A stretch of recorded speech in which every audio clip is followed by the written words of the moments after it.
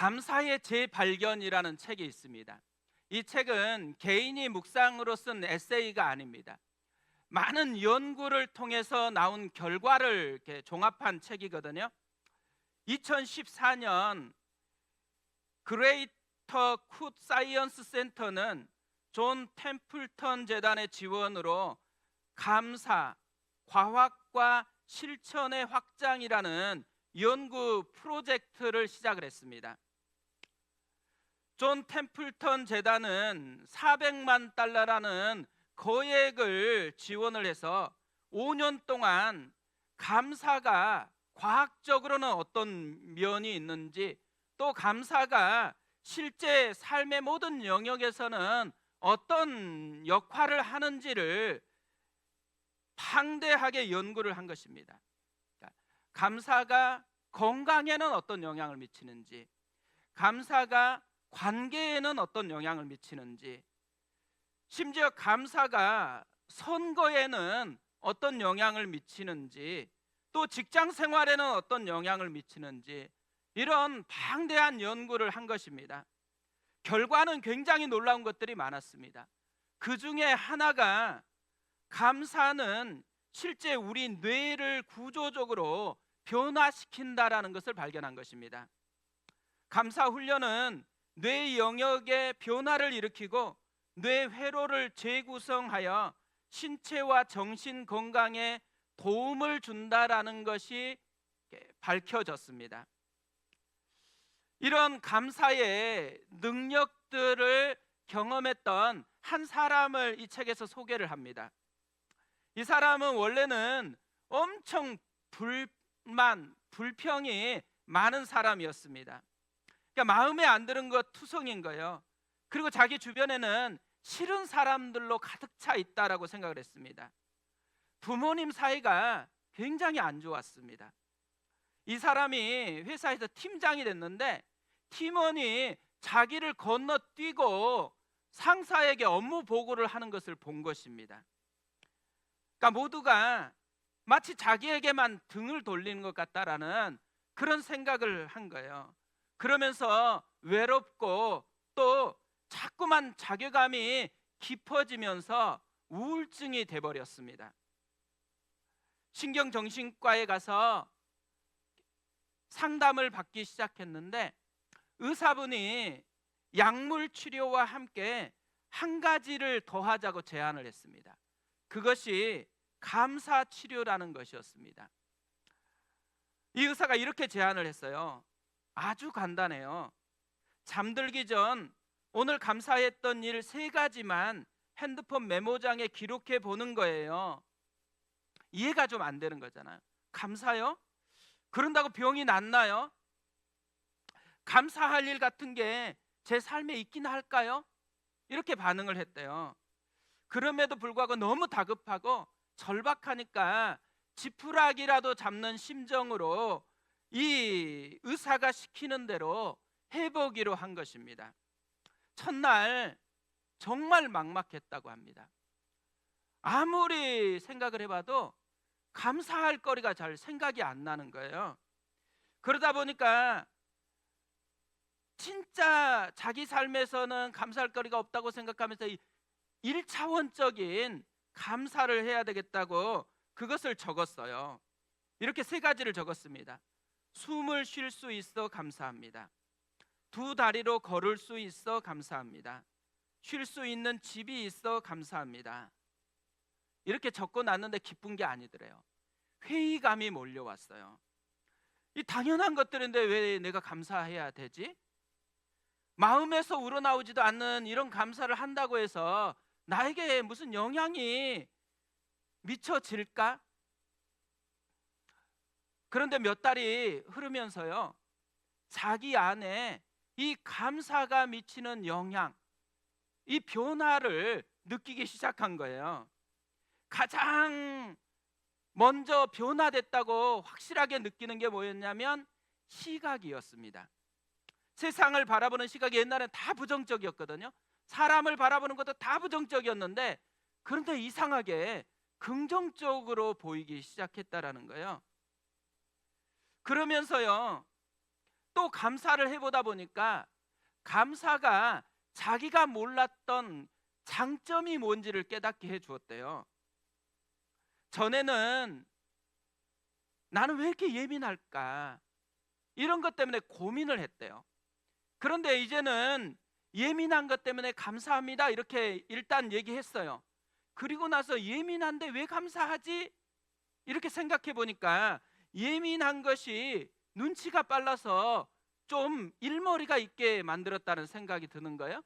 그러면서 예민한 것이 나쁜 게 아니고 내 장점이었구나라는 것을 발견했대요. 이런 많은 것들이 이전에는 단점이었는데 감사를 표현하고 나서 그 의미가 뭔지를 다시 생각해 보니까 자기에게는 오히려 이것이 단점이 아니고 장점이었다라는 것을 많이 발견하게 되었다라는 거죠. 1년 정도 지나니까요, 이제는 과거의 자기 모습과는 너무 달라져 있는 자신이 되어버렸다라고 이야기를 합니다.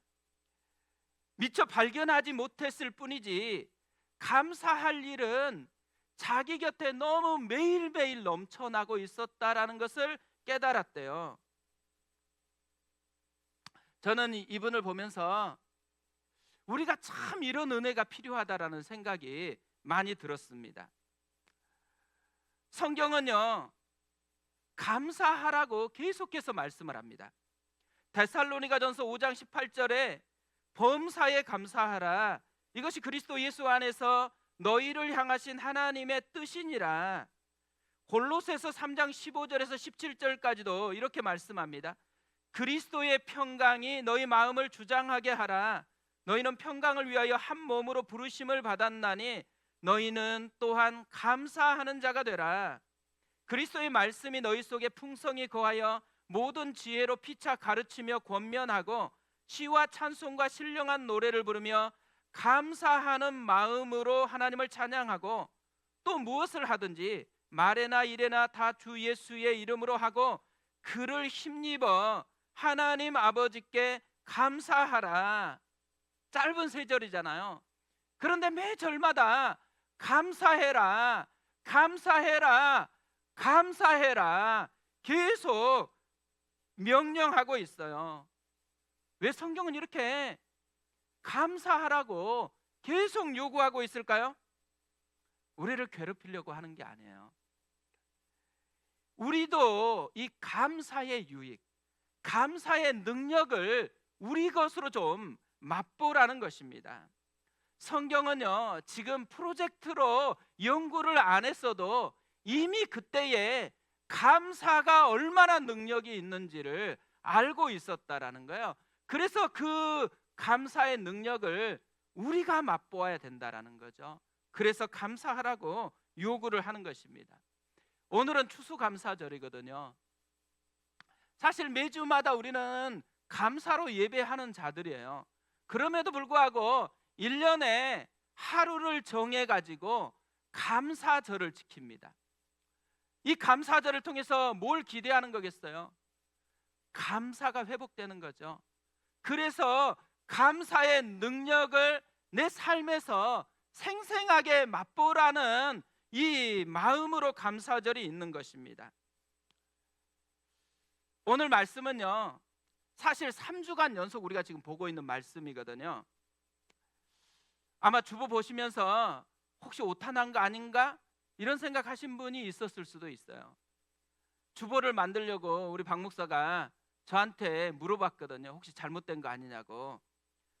그러니까 사실 3주 연속 이 말씀을 보려고 하니까 저도 부담스럽더라고요. 그리고 오늘은 또 추수감사 예배잖아요. 그러니까 감사에 대한 말씀을 전해야 되겠다라는 생각이 당연히 있기 때문에 감사에 관련된 말씀을 찾아서 그 말씀을 묵상을 했거든요. 근데 신기하게도 이 말씀을 묵상하는데 계속 오늘 말씀으로 돌아가는 거예요. 그러면서 하나님께서 올해는 이 마가복음 5장 말씀으로 추수감사 예배를 드리라라는 그런 사인이다라고 여겼습니다. 사실 오늘 말씀을 보세요. 감사라는 표현이 한마디도 등장하지 않습니다.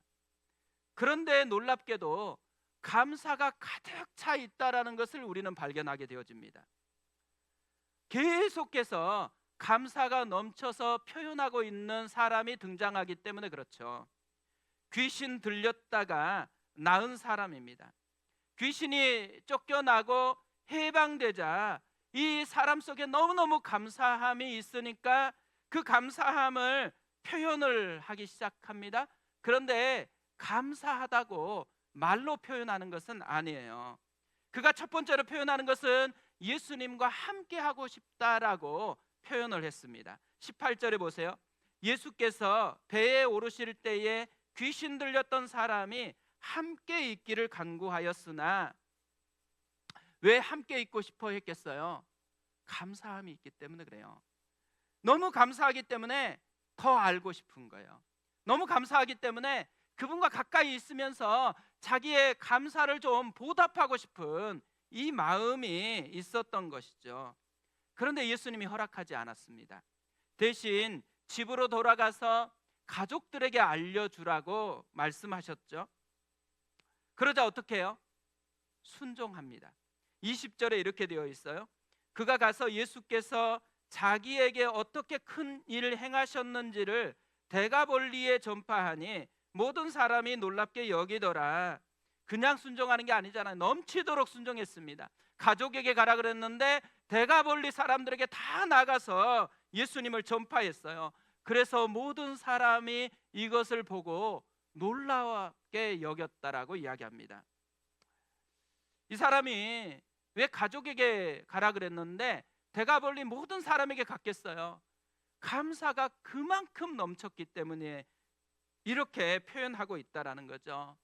저는 이분을 보면서요, 이분은 감사를 말로 표현한 것은 아니지만 온 몸으로 표현하고 있다라는 것, 온 삶으로 감사를 표현하고 있다라는 것을 우리에게 보여준다고 생각합니다. 그래서 사실 이분이 이렇게 감사를 표현하고 있는 모습을 우리가 곁에서 보았다고 생각해 보세요.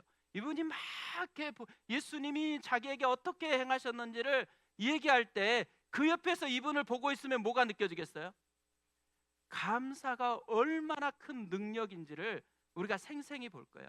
그래서 사람들이 놀랍게 여겼던 것은요, 예수님이 귀신을 쫓아내는 일을 행했다라는 것만 있는 게 아니에요. 그 일을 경험한 당사자가 지금 온 몸으로 자기 안에 있는 감사가 얼마나 놀라운 것인지를 보여주고 있기 때문에 이 모습을 보고서 놀랍게 여기고 있다라는 거죠.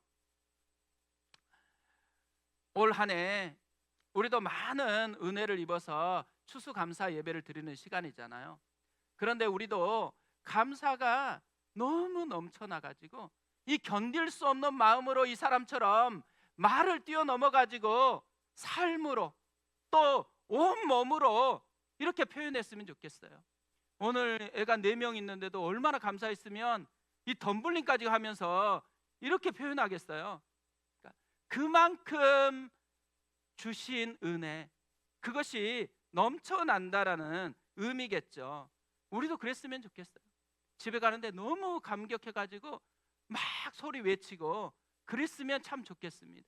생각해 보니까 제가 이 신대원 가기 전에 보면 직장에서 퇴근하고 전철에서 내려서 집에까지 걸어가면서 이 도로 옆을 걸어가면서 막 엄청 찬양하고 또 소리를 고래고래 지르면서 지나갔었거든요. 너무 가슴 벅차니까 주님이 날 사랑한다는 사실이 너무 가슴이 벅차가지고 이 벅찬 가슴으로 그렇게 외치면서 걷고 또 걷고 그랬었던 기억이 있습니다. 우리도 그랬으면 좋겠어요. 그러기 위해서는 뭘 해야 될까요? 내 안에 있는 감사할 것들을 발견해야 되겠죠. 그리고 그 감사를 표현하기 시작해야 될 것입니다. 저는 오늘 말씀을 묵상하다가요, 이 사람이 이걸 굉장히 잘하고 있다는 생각이 들었습니다. 그래서 오늘 이 사람을 통해서 감사를 표현하기 위해서 우리가 배워야 할 것들을 좀 살펴보려고 합니다. 첫 번째로요, 감사를 표현하는 사람이 되기 위해서는 바라보는 대상이 바뀌어야 한다라는 거예요. 예전에 방송을 보는데요, 명지대학교 교육대학원에서 상담 심리를 가르치고 있는 임지숙 교수님을 모시고 인터뷰하는 것이 나오는 거예요. 근데 이 인터뷰가 참 인상적이었습니다. 왜냐하면 주제가 감사였기 때문에 그래요. 앵커가 첫 번째로 이런 질문을 했어요. 가만히 돌아보면 주변에 감사할 일들이 많거든요. 건강도 그렇고 행복도 그렇고 또 사소한 일상도 모두 감사한 일들인데, 하지만 감사함을 자주 잊고 살게 되는 것 같습니다. 왜 감사함을 잊고 사는 건지 이것부터 설명해 주시죠. 교수님이 설명을 하는데요, 제가 처음으로 들어보는 두 표현으로 설명을 하는 거예요. 개념 주도적 처리, 자료 주도적 처리. 들어보셨어요? 전 처음 들어봤거든요. 개념 주도적 처리라는 말과 자료 주도적 처리라는 말로 설명을 했어요. 이렇게 설명을 했습니다. 잘 들어보세요. 심리학에서는 감사할 것을 찾지 못하는 이유를 다음과 같이 설명하는데요, 우리 스스로 자신의 삶에서 즐겁고 감사한 일이 없다라고 규정하는 개념을 가지고 생각하는 개념 주도적 처리를 하기 때문이라는 겁니다.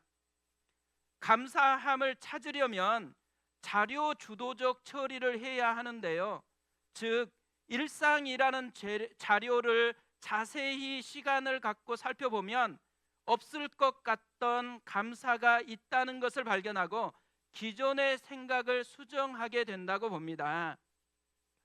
이해는 되시죠? 우리가 감사를 잘 못하는 이유가 있다면 실제로는 감사거리가 없기 때문이 아니래요. 감사할 것이 없다고 생각하기 때문이라는 거예요. 그런 생각 때문에 옆에 감사할 것이 넘쳐나는데도 보이지가 않는 문제가 생긴다라는 거죠. 생각해 보세요. 이 사람은 왜 그러면 감사할 것이 없다라는 이런 개념을 마음에 담기 시작했을까요? 저는 바라보는 대상을 잘못 설정했기 때문이라고 생각합니다. 분명히 우리 곁에는 감사할 대상들이 많아요. 그럼에도 불구하고요, 이 사람은 자기에게 없는 것만 바라보고 있는 거예요. 자기의 상처만 바라보고 있는 거예요. 그러니까 결국 감사하는 사람이 되려고 하면요, 바라보는 대상을 바꾸는 것부터 시작해야 된다라는 거죠. 근데 우리도 삶에서 이런 거 참 많이 경험하잖아요. 오늘 또 추수감사 예배인데 감사할 것이 참 많다라고 하면서 감사하려고 막상 해보니까 또 잘 생각이 안 날 수도 있잖아요. 그리고 언제 감사했지?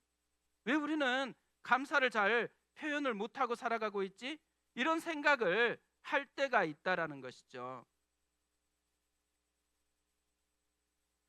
그러니까 사람들이요, 자꾸만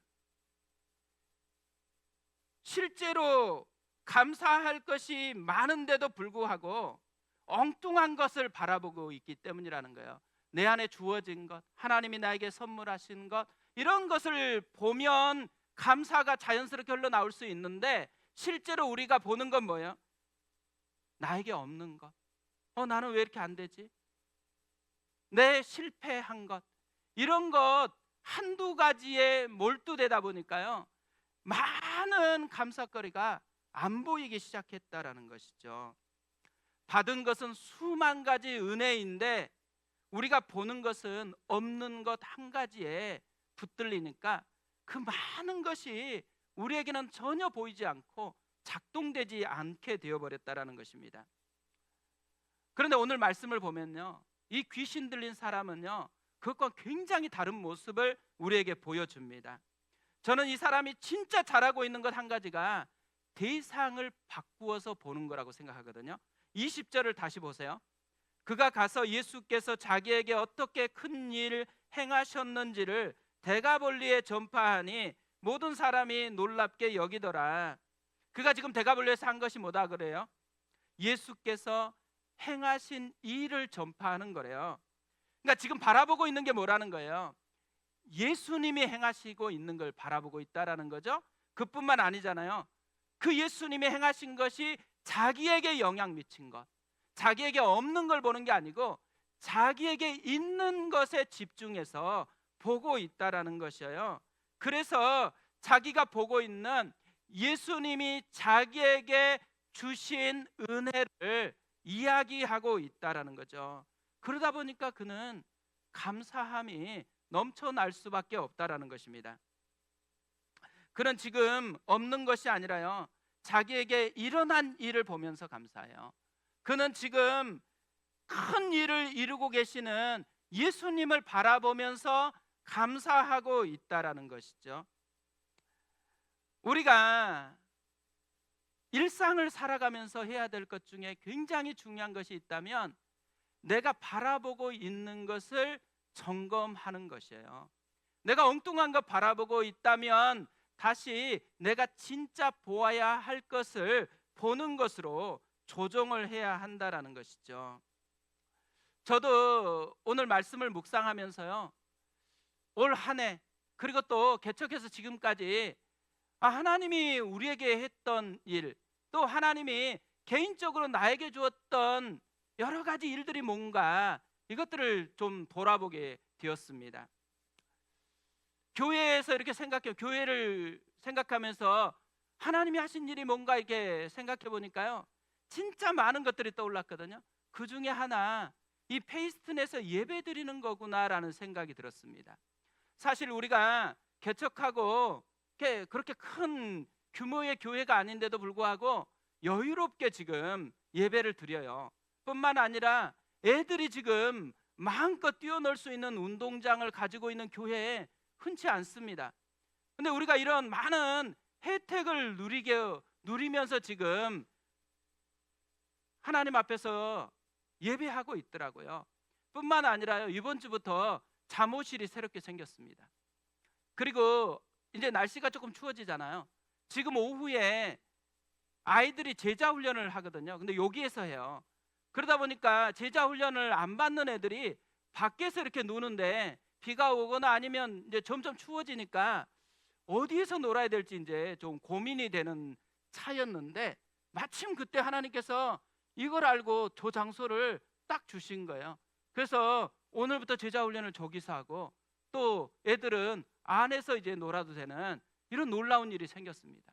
그러니까 페이슨을 통해서 하나님이 우리 교회 가운데 자꾸만 어떻게 사랑하고 있는지, 너희를 어떻게 보고 있는지를 드러내주고 있다라는 생각이 참 많이 들었습니다.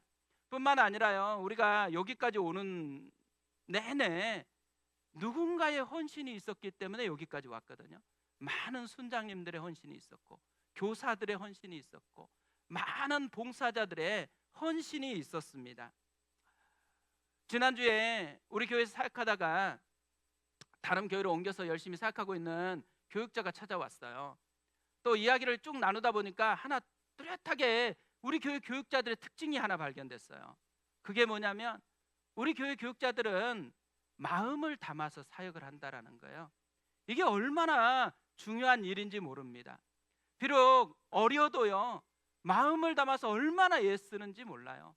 이런 좋은 교육자를 하나님이 보내주셨다라는 거, 이것도 참 감사하다는 생각이 들었거든요.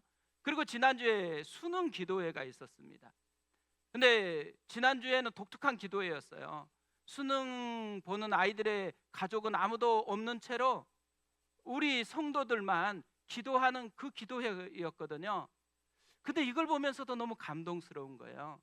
함께 울고 함께 웃는 그런 공동체가 되어가고 있구나.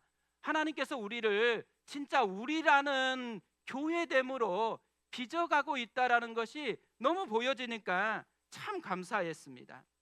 제가 이렇게 쭉 돌아보다가요, 발견한 게 있어요. 이게 감사한 거리들을 쭉 살펴보니까 다 사람이더라고요. 사람. 하나님이 사람을 통해서 일하고 사람을 붙여주고 사람을 우리 곁에 두고 있구나, 이게 발견되어지는 거예요. 옆에 있는 분들 한번 보세요. 이분들이 지금 우리와 함께 하고 있기 때문에 풍성함으로 우리가 나아갈 수가 있는 거거든요.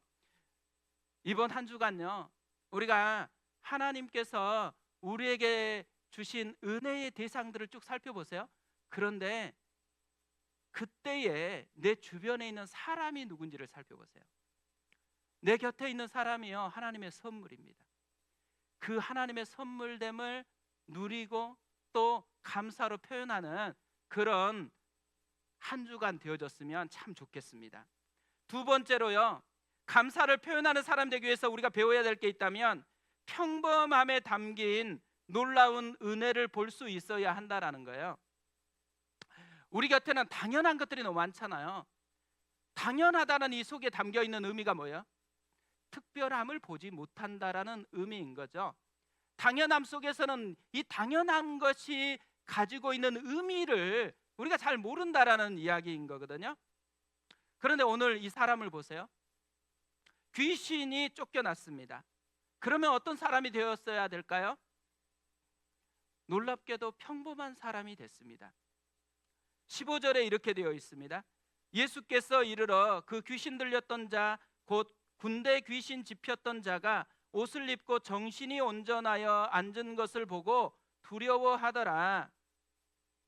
원래 귀신 들렸을 때는 힘이 엄청나게 센 사람이었거든요. 그런데 지금 귀신이 떠나갔어요. 그러자 어떤 사람이 됐다 그래요? 평범한 사람. 옷을 입고 정신이 온전하여서 앉아있는 사람이 됐습니다. 귀신이 떠나가니까 슈퍼히어로가 된 게 아니에요. 그도 그냥 평범한 우리 같은 사람이 되었다라는 것이죠. 저는 이 부분이 굉장히 마음에 와닿았습니다. 그러면서 기적이라는 것을 다시 생각하게 된 거예요. 복음서에 기적들이 많이 나오잖아요. 그 기적의 결과물들이 뭐예요?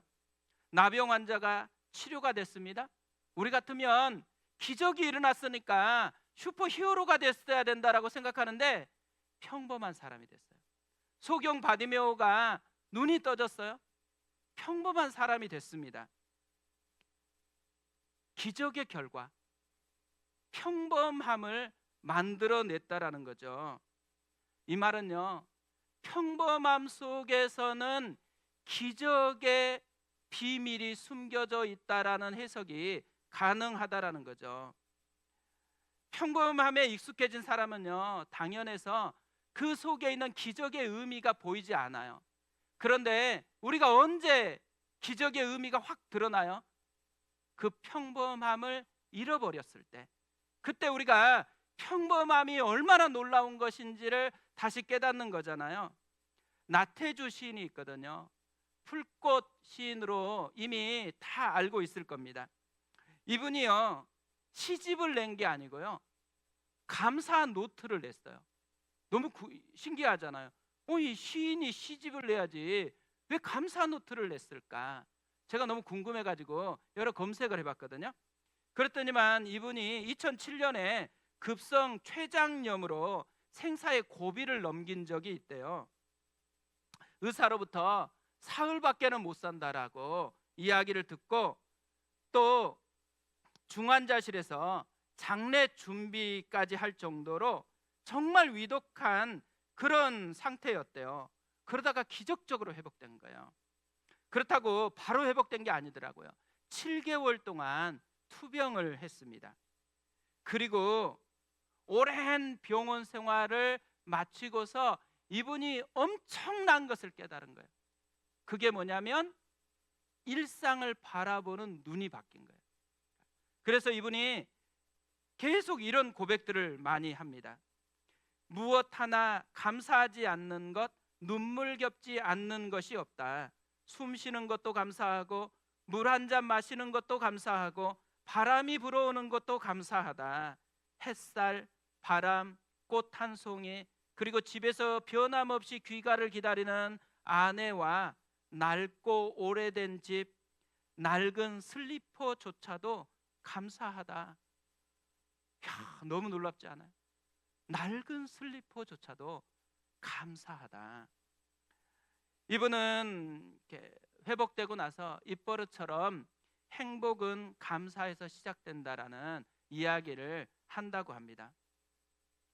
저는요, 오늘 말씀을 묵상하면서 그렇다면 우리는 어떻게 해야 될까? 평범함의 은혜를 모르면 또 아파야 되나? 이러면 안 되잖아요.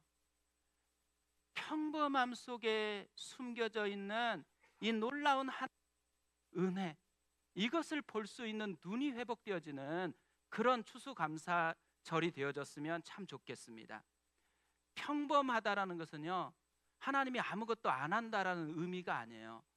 그 평범함이 유지되도록 하나님께서 엄청나게 일하고 있는 흔적이 우리가 지금 살아가는 평범함의 모습이다라는 거죠. 우리가 평범한 것들, 당연한 것들을 생각할 때 한 가지를 더 생각해 보세요. 이 평범한 것을 이루기 위해서 우리 하나님은 뭘 하고 있었는지, 이 관점으로 우리의 주변에 있는 모든 일상적인 평범함을 다시 돌아보고 그 속에 있는 은혜를 발견하는 우리가 됐으면 좋겠습니다. 찰스 스펄전 목사님이 하신 말씀을 읽고 마무리하려고 하는데요, 이렇게 말씀을 했습니다. 별빛을 보고 감사하는 사람에게는 달빛을 주시고, 달빛을 보고 감사하는 사람에게는 햇빛을 주시고, 햇빛을 보고 감사하는 사람에게는 영원히 지지 않는 주님의 은혜의 빛을 주신다.